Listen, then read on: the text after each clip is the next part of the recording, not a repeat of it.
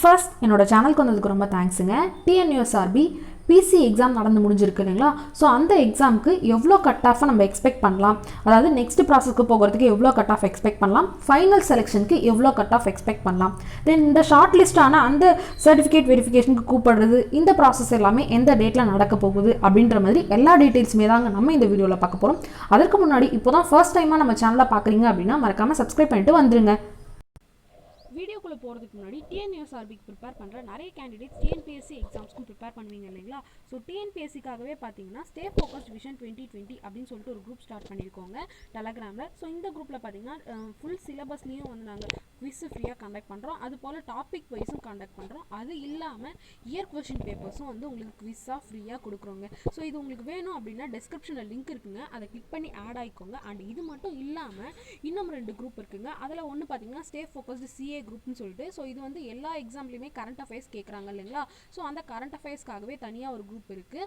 And அது மட்டும் இல்லாமல் ஆப்டிடியூட் இருக்குது இல்லைங்களா, மேக்ஸு. ஸோ இந்த மேக்ஸ் பார்த்தீங்கன்னா கொஷின்ஸ் எல்லாம் லென்த்தியாக இருக்கிறதுனால 2 குரூப்பில் கண்டக்ட் பண்ணுவாங்க. ஏற்கனவே நீங்கள் பார்த்து இந்த ஸ்டே ஃபோக்கஸ் விஷன் 2020லையும் அண்ட் இந்த சிஏ குரூப்லையும், ஸோ 2த்துலையும் ஒரே டைமில் நடக்கும், இங்கிலீஷ் மீடியமுக்கும் தமிழ் மீடியமுக்கும் அப்படின்னு சொல்லிட்டு. ஏன்னா இது வந்து டெலகிராம்ன்றது ஃப்ரீ பிளாட்ஃபார்ம் அப்படின்றதுனால ஒரு லென்த்தியான கொஷினை போட முடியல, அதாவது இங்கிலீஷ் அண்ட் தமிழ் 2த்தையும் சேர்த்து கொடுக்க முடியல அப்படின்றதுனால தனித்தனியாக வந்து கண்டக்ட் பண்ணுறோங்க. தென் அது மட்டும் இல்லாமல் பார்த்தீங்கன்னா ஸ்டே ஃபோக்கஸ்டு ஜென்ரல் இங்கிலீஷ் அப்படின்னு சொல்லிட்டு, ஸோ டிஎன்பிஎஸ்சியில் பார்த்தீங்கன்னா ஜென்ரல் இங்கிலீஷ்க்கு ப்ரிப்பேர் பண்ணுற நிறைய கேண்டிடேட்ஸ் இருப்பாங்க இல்லைங்களா? ஸோ அவங்களுக்காகவே தனியாக ஒரு group stay focused general English அப்படின்ட்டு இருக்குங்க. ஸோ இதில் வந்து பார்த்தீங்கன்னா ஜென்ரல் இங்கிலீஷ் குவிஸ் மட்டும் நடக்கும், ஓகேங்களா? ஸோ இந்த 3 குரூப்பில் எந்த குரூப்பில் நீங்கள் இன்னும் ஆட் ஆகாமல் இருக்கீங்களோ ஸோ அதுக்கான லிங்க் வந்து டிஸ்கிரிப்ஷனில் இருக்கும், கிளிக் பண்ணி ஆட் ஆகிக்கோங்க. ஸோ கட் ஆஃப் நம்ம ப்ரெடிக்ட் பண்ணுறதுக்கு முன்னாடி ஃபஸ்ட்டு சில விஷயங்கள்லாம் தெரிஞ்சுக்கணுங்க. அதில் முதல் விஷயம் என்ன அப்படின்னு பார்த்தீங்கன்னா வேக்கன்சி, அதாவது காலி பணியிடங்கள் மொத்தம் எத்தனை இருக்குது இந்த வருஷத்துக்கு அப்படின்னு பார்த்தீங்கன்னா, ஸோ இது வந்து நோட்டிஃபிகேஷன் பீரியடில் கொடுக்கும்போது 10,906 அப்படின்ட்டு சொல்லியிருந்தாங்க இல்லைங்களா? ஆனால் அதுக்கப்புறமா கடந்த அக்டோபர் மாதம் 1ஆம் தேதி பார்த்தீங்கன்னா ஒரு நோட்டிஃபிகேஷன் கொடுத்துருந்தாங்க. எக்ஸ்ட்ரா வந்து 835 வேக்கண்ட் வந்து இந்த தீயணைப்பு மற்றும் மீட்பு பணிகள் துறையில் ஆட் ஆகியிருக்கு. அதாவது டோட்டலாக இப்போ 11,741 வேக்கண்ட் இருக்குது அப்படின்ட்டு சொல்லியிருந்தாங்க இல்லைங்களா? ஸோ அப்போது இது வந்து நம்ம ப்ரீவியஸ் இயர் கூட கம்பேர் பண்ணணும். அதாவது ப்ரீவியஸ் இயரில் பார்த்தீங்கன்னா 8,826 வேகன்சி இருந்துச்சுங்க. ஸோ இப்போ இந்த வருஷம் பார்த்தீங்கன்னா 3,000 வேகன்சி வந்து இன்க்ரீஸாக தான் ஆயிருக்கு இல்லைங்களா? ஸோ இது வந்து நமக்கு ஒரு ப்ளஸ் பாயிண்ட் தான். தென் நெக்ஸ்ட்டு இந்த வேகன்சியை நம்ம எப்படி வந்து பண்ணலாம் பிரிப்பாங்க அப்படின்ட்டு பார்த்தீங்கன்னா கேட்டகரி வைஸ் வந்து பிரிப்பாங்க. அதாவது ஜென்ரல் டர்னுக்கு தனியாக பிசி பிசிஎம் சொல்லிட்டு, ஸோ இதுக்கு எல்லாத்துக்குமே ஒரு பர்சன்டேஜ் கணக்கு இருக்குது. ஜென்ரல் டர்னாக இருந்தால் 31%, பிசியாக இருந்தால் 26.5% அப்படின்னு சொல்லிட்டு, ஓகேங்களா? ஸோ இதன்படி நம்ம பிரிக்கும்பொழுது இந்த வருஷத்தினோட வேகன்சி எவ்வளோ இருக்கும் அப்படின்னு பார்த்தீங்கன்னா ஜென்ரல் டர்னுக்கு 3,643, பிசிக்கு 3,114 சொல்லிட்டு இந்த 11,741 வேகன்சி இப்படி பிரிப்பாங்க, ஓகேங்களா? அதே போல் நெக்ஸ்ட் ரவுண்டான அந்த ஃபிசிக்கல் டெஸ்ட்டுக்கு வந்து பார்த்தீங்கன்னா இந்த வேகன்சி எவ்வளோ இருக்கோ அவ்வளோ மெம்பர்ஸை மட்டும் கூப்பிட மாட்டாங்க. இதில் 5 மடங்கு வேகன்சி, அதாவது 5 மடங்கு நபர்களை தான் கூப்பிடுவாங்க. அதாவது இப்போ ஜென்ரல் டர்னில் 3,643 வேகன்சி இருக்குன்னா 18,215 பேரை இந்த ஜென்ரல் டர்னில் கூப்பிடுவாங்க, புரியுதுங்களா? அப்போது டோட்டலாக 58,705 பேர், அதாவது கிட்டத்தட்ட 58,800 பேரை பார்த்தீங்கன்னா நெக்ஸ்ட் ரவுண்டுக்கு கூப்பிடுவாங்க, புரியுதுங்களா? ஸோ அப்போது இந்த இடத்துல வந்து கட் ஆஃப் வந்து கண்டிப்பாக வந்து ரொம்ப எக்ஸ்ட்ரீமாலாம் இருக்காது அப்படின்ற விஷயத்தை புரிஞ்சுக்கிட்டீங்களா? ஸோ நெக்ஸ்ட் பார்க்கலாமா? இப்போ last year cut off first பார்த்துருவோங்க. ஸோ ஜென்ரல் டர்னுக்கு பார்த்தீங்கன்னா 48 இருந்துச்சு, அதாவது இதுதான் ஹையஸ்ட். லாஸ்ட் இயர் பார்த்தீங்கன்னா 48 மார்க் உள்ளவங்க எல்லாருமே பார்த்தீங்கன்னா ஃபிசிக்கல் மெஷர்மெண்ட் டெஸ்ட் அதுக்கு போயிருந்தாங்க இல்லைங்களா? ஸோ இதுதான் வந்து முதற்கட்ட செலெக்ஷன் லிஸ்ட்டு. ஸோ ரிட்டன் எக்ஸாம்க்கு அடுத்து ஃபிசிக்கல் மெஷர்மெண்ட் டெஸ்ட்டுக்கு ஒரு கட் ஆஃப் கொடுப்பாங்க. இது வந்து அந்த 80 மார்க் ரிட்டன் எக்ஸாம் எழுதியிருக்கோம் இல்லைங்களா, அதுலேருந்து கட் ஆஃப் கொடுத்துருப்பாங்க. ஹையஸ்டே போன வருஷம் பார்த்தீங்கன்னா 48 மார்க் தான். அது மட்டும் இல்லாமல் இதில் என்ன புரிஞ்சுக்கணும்னா போன வருஷம் வந்து 8,800 வேகன்சி தான் இருந்தது. பட் இந்த வருஷம் பார்த்தீங்கன்னா 11,741 இருக்குது, அதாவது 3,000 வேகன்சி எக்ஸ்ட்ராவாகவே இருக்குது அப்படின்றத நம்ம புரிஞ்சுக்கணும், ஓகேங்களா? ஸோ பெருசாக வந்து டிஃப்ரென்ஸ் இருக்க போகிறதில்ல இந்த கட் ஆஃபில். அதே போல் நீங்கள் ப்ரீவியஸ் இயர் கட் ஆஃபை மட்டும் கம்பேர் பண்ணக்கூடாதுங்க. இந்த வருஷம் வந்து எல்லாரும் எவ்வளோ அட்டெம்ப்ட் கொடுத்துருக்காங்க அப்படின்றதையும் நம்ம பார்க்கணுங்க, சரிங்களா? ஸோ அதுக்காக தான் நம்ம சேனல்லே பார்த்தீங்கன்னா கம்யூனிட்டி டேப்பில் யாரெல்லாம் வந்து எவ்வளோ கட் ஆஃப் வரும், அதாவது அவங்க எவ்வளோ வந்து கரெக்ட் ஆன்சர் சூஸ் பண்ணியிருக்கீங்க அப்படின்றத போடுங்க அப்படின்னு சொல்லிட்டு போட்டிருந்தேன் இல்லைங்களா, கட் ஆஃபை கேல்குலேட் பண்ணுறதுக்காக. ஸோ எல்லாருமே பார்த்தீங்கன்னா 45+ தான் சொல்லியிருந்தீங்க, 45+க்கு மேலே தான் அட்டன் பண்ணியிருக்காங்க. அண்ட் நிறைய பேர் வந்து 55+ அப்படிலாமும் சொல்லியிருந்தாங்க. ஸோ அதை பற்றி நம்ம பின்னாடி பார்ப்போம். இப்போதைக்கு பார்த்தீங்கன்னா அதாவது அடுத்த அடுத்த கட்ட ப்ராசஸ்க்கு எவ்வளோ கட் ஆஃப் இருக்கும் அப்படின்றத நம்ம இது வச்சும் கால்குலேட் பண்ணணும் அப்படின்றத புரிஞ்சுக்கோங்க. அதாவது உங்கள் கூட எழுதக்கூடிய அந்த கேண்டிடேட்ஸ் எல்லாரும் இவ்வளோ மார்க்ஸ் எடுத்திருக்காங்க அப்படின்றதையும் நம்ம பார்த்துட்டு தான் வந்து முடிவு பண்ண முடியும் கட் ஆஃப். புரியுதுங்களா? ஸோ இப்போ இந்த வருஷத்துக்கான கட் ஆஃபை பார்ப்போம். இந்த எல்லா விஷயத்தையும் வச்சு பார்க்கும்பொழுது இந்த வருஷத்துக்கான கட் ஆஃப் பார்த்தீங்கன்னா ஜென்ரல் டர்னாக இருந்தால் ஓகேங்களா. ஸோ இந்த ஜென்ரல் டர்ன் அப்படின்றது பார்த்தீங்கன்னா டாப் மார்க்ஸில் இருக்கவங்க எல்லாருமே இந்த ஜென்ரல் டர்னுக்குள்ளே போவாங்க ஓகேங்களா. அதனால தான் இதில் வந்து ஹையஸ்ட் மார்க்காக இருக்கும் ஓகேங்களா. ஸோ 50+ மார்க்ஸ் எடுத்தவங்க எல்லாருமே இந்த ஜென்ரல் டர்னுக்குள்ளே போவாங்க. உமனுக்கு பார்த்தீங்கன்னா கிட்டத்தட்ட நியர்லி மென்க்கும் உமனுக்கும் பார்த்தீங்கன்னா டிஃப்ரென்ஸ் வந்து ஒரு 5 மார்க் கிட்டத்தட்ட டிஃப்ரென்ஸ் இருக்குங்க. அவ்வளோதான் டிஃப்ரென்ஸ் இருக்கும், பெருசாக வேறு எதுவும் டிஃப்ரென்ஸ் இருக்காது. ஸோ இவங்களோட கட் ஆஃப் பார்த்தீங்கன்னா 45 மார்க்கு மேலே இருக்கவங்கலாம் ஜென்ரல் டர்னுக்குள்ளே போவாங்க. அதுவே பிசி இருந்தீங்க அப்படின்னா ஸோ அவங்களோட கட் ஆஃப் எவ்வளோ எதிர்பார்க்கலாம் அப்படின்னா 45 மார்க்குக்கு மேலே.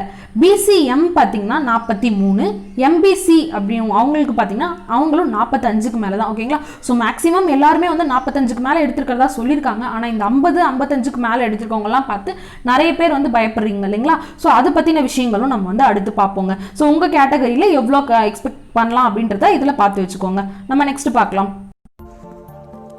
இன்னும் நம்மளுடைய ஸ்டே ஃபோக்கஸ் சேனலை சப்ஸ்கிரைப் பண்ணாதவங்க சப்ஸ்கிரைப் பண்ணிடுங்க. கூடவே பக்கத்தில் இருக்க பெல் ஐக்கானையும் ப்ரெஸ் பண்ணிடுங்க. இப்போ இந்த 80 மார்க்கில் 50 மார்க் இல்லை 55 மார்க்குக்கு மேலே எடுத்துருக்கவங்க எல்லாருமே பார்த்தீங்கன்னா கன்ஃபார்மாக அவங்க வந்து செலக்ட் ஆகிடுவாங்க. அதாவது ஃபைனல் செலெக்ஷன் லிஸ்ட்லேயே அவங்க வந்து செலக்ட் ஆகிடுவாங்க ஓகேங்களா. ஸோ இப்போ அப்போ அந்த 45 மார்க் தான் எடுத்திருக்கேன், ஜஸ்ட் இப்போ தான் நான் வந்து நெக்ஸ்ட் லெவலுக்கு போக போகிறேன் அப்படின்றவங்களாம் என்ன பண்ணலாம் அப்படின்னு பார்த்தீங்கன்னா உங்களுக்கு இன்னும் வந்து 20 மார்க் இருக்குது இல்லைங்களா. அதாவது இந்த ஃபிசிக்கல் டெஸ்ட். ஸோ இதில் வந்து நீங்கள் உங்களோட ஃபுல் எஃபோர்ட்டை கொடுக்கணுங்க. எப்படியாவது இந்த 20 மார்க்கில் அட்லீஸ்ட் ஒரு 15ஆவது எடுக்கணும் அப்படின்ற மாதிரி எய்ம் வச்சுக்கோங்க ஓகேங்களா.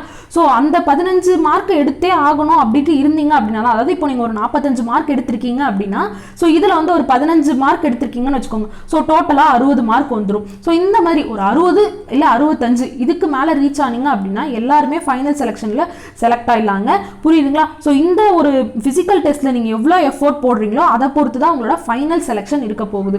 ஸோ இந்த ஃபிசிக்கல் டெஸ்ட் தான் ரொம்ப முக்கியம். அதுக்காக தான் நான் உங்களுக்கு இப்போ ஓவராலையும் நான் வந்து சொல்லி பயமுறுத்த விரும்பலை. 65க்கு மேலே எடுக்கணும், 60க்கு மேலே எடுக்கணும்னு சொல்லிட்டு. ஸோ எதுக்காக இதை சொல்கிறேன் அப்படின்னா இந்த ஃபிசிக்கல் டெஸ்ட்டுக்கு நீங்கள் ப்ரிப்பேர் ஆகணும் அப்படின்றதுக்காக தான் ஓவரால் சொல்கிறேன் ஓகேங்களா. ஸோ ஓவராலாக நீங்கள் ஒரு 60+ மார்க் இல்லை 65+ எடுத்தாலே ஃபைனல் செலெக்ஷன் லிஸ்ட்டில் போயிடலாங்க.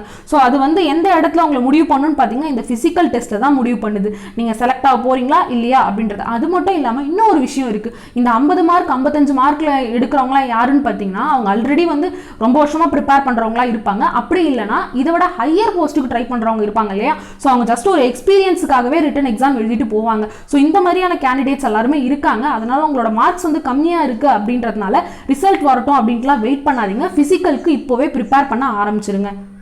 ஸோ இப்போ இந்த ஃபிசிக்கல் எக்ஸாம் எல்லாமே எப்படி நடக்கும் அப்படின்றத பார்ப்போங்க. இப்போ நம்ம சொல்கிற டீட்டெயில்ஸ் எல்லாமே லாஸ்ட் இயர்க்கு நடக்கப்பட்ட அந்த டேட்ஸை கம்பேர் பண்ணி தான் சொல்ல போகிறோம். அதாவது இது வந்து ஒரு டென்டேட்டிவ் டேட்ஸ் தான் ஓகேங்களா. ஸோ லாஸ்ட் இயர் பார்த்தீங்கன்னா எக்ஸாம் வந்து ஆகஸ்ட் 25 நடந்தது. அடுத்த ஒரு மாதத்துலேயே அதாவது செப்டம்பர் 26 இந்த ஷார்ட் லிஸ்ட்டுக்கான லிஸ்ட்டை வந்து வெளியிட்டுட்டாங்க. ஸோ அதே போல் இந்த வருஷமும் பார்த்தீங்கன்னா 13 டிசம்பர் நமக்கு வந்து எக்ஸாம் நடந்திருக்கு அப்படின்னா அடுத்த மாதம் 15 கண்டிப்பாக வந்து நம்ம ஷார்ட் லிஸ்டான அந்த பிடிஎஃப்பை எதிர்பார்க்கலாம் ஓகேங்களா. தென் அதுக்கப்புறமா உங்களுக்கு பார்த்தீங்கன்னா 1 மந்த் வரைக்கும் கேப் கொடுப்பாங்க ஃபிசிக்கல் டெஸ்ட்டுக்கான ஹால் டிக்கெட் வர்றதுக்கு ஓகேங்களா. ஸோ இந்த ஹால் டிக்கெட் வந்து பிப்ரவரி 1st வீக்கே வந்துடும். ஸோ இது வந்து நான் ஏன் ரொம்ப வந்து 2 வீக்ஸ்க்கு அப்புறமே சொல்கிறேன் அப்படின்னா ஏன்னா இப்போ இந்த லாக்டவுனால வந்து ரொம்ப டேட்ஸ் எல்லாம் எக்ஸ்டெண்ட் ஆகி போனதுனால சீக்கிரம் வைக்கிறதுக்கான வாய்ப்புகளும் இருக்குது. 1 மந்த் ஆகும் அப்படின்னு சொல்லிட்டு நம்ம ரிலாக்ஸாக இருக்கக்கூடாது. ஃபிசிக்கல் பொறுத்த வரைக்கும் நம்மளோட எஃபோர்ட் தான் ரொம்ப ரொம்ப முக்கியம். அதனால் நம்ம ஒரு பிப்ரவரி 1st வீக்கே எக்ஸ்பெக்ட் பண்ணலாங்க. ஸோ அப்படி எக்ஸ்பெக்ட் பண்ணி நம்ம ப்ரிப்பேர் பண்ண ஆரம்பிச்சா தான் நம்ம ஃபிசிக்கல் டெஸ்ட் அப்போ ஓரளவுக்கு நம்ம கான்ஃபிடென்ட்டாக இருக்க முடியும் சரிங்களா. அதுக்கப்புறம் அதாவது இந்த ஹால் டிக்கெட் விட்டு 10 டேஸ்லேயே பார்த்தீங்கன்னா உங்களுக்கு ஃபிசிக்கல் டெஸ்ட் வச்சிருவாங்க. புரியுதுங்களா. ஸோ அப்போ அதுக்கப்புறமா ஒரு 2 மந்த்ஸ் கழிச்சு தான் ஃபைனல் ரிசல்ட் வரும். ஸோ இது எல்லாமே நமக்கு வந்து லாக்டவுன்லாம் இருந்ததுனால டைம் எக்ஸ்டெண்ட் பண்ணி போனதுனால மேக்ஸிமம் வந்து ஏப்ரல் எண்டில் இல்லைனா மே ஸ்டார்டிங்லேயே பார்த்தீங்கன்னா உங்களுக்கு ஃபைனல் லிஸ்ட்டே வந்துடும் ஓகேங்களா. ஸோ கட் ஆஃப் எவ்வளோ இருக்கும் அப்படின்ட்டு யோசிச்சுட்டோ இல்லை வந்து மார்க் கம்மியாக தான் எடுத்திருக்கேன் ரிட்டன் எக்ஸாமில் அப்படின்ட்டு ஆன்சர் கீயை பார்த்துட்டு வருத்தமோ படாதீங்க. ஃபிசிக்கல் டெஸ்ட்டுக்கு ப்ரிப்பேர் பண்ண ஆரம்பிச்சிருங்க. All the best. எல்லாரும் நல்லா பண்ணுங்கள். இந்த வீடியோ இதோட முடிஞ்சிருச்சு. உங்களுக்கு இந்த வீடியோ உண்மையாகவே யூஸ்ஃபுல் அப்படின்னு தோணுச்சுன்னா லைக் பண்ணுங்கள். உங்கள் ஃப்ரெண்ட்ஸ் அண்ட் ஃபேமிலியில் யாரெல்லாம் இந்த டிஎன்யூஎஸ்ஆர்பி எக்ஸாம் எழுதிட்டு வந்திருக்காங்களோ அவங்களுக்கும் இந்த வீடியோ ஷேர் பண்ணுங்கள். இது போல் நான் அப்லோட் பண்ணுற வீடியோஸ் எல்லாம் உங்களுக்கு நோட்டிஃபை ஆகணும் அப்படின்னு நினச்சிங்கன்னா என்னுடைய சேனலை சப்ஸ்கிரைப் பண்ணுங்கள். கூடவே பக்கத்தில் இருக்க பெல் ஐக்கனையும் ப்ரெஸ் பண்ணிக்கோங்க. Stay focused. பாய்.